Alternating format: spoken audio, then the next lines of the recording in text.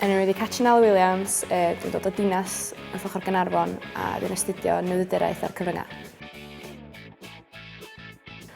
Oedd y cwrs yn apelio yn fwy, oedd yn edrych fel bod o'n lot mwy o ddyfnder i'r pwnc yn ytrach na bod o'n mynd o amgylch y pwnc.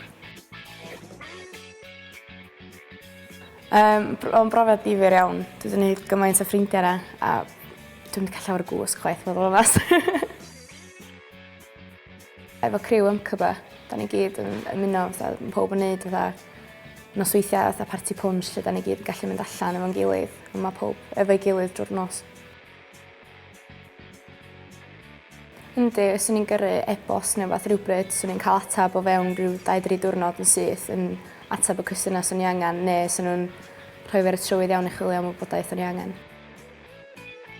Dwi'n astudio rhan fwyaf yn y Saesneg, a wedyn mae gen i un modiwl sy'n y Gymraeg. O weithiau mae'n reit anodd bod y rhan fwyaf yn ohono fo'n Saesneg, ond pan gen i un modiwl sy'n y Gymraeg, mae'n help, cos bod y tiwtor yn Gymraeg, fydra i siarad efo fo. Ond gobeithio wneud olradd yn Cyfryngau, a wedyn gweld astudio ar ôl hynna.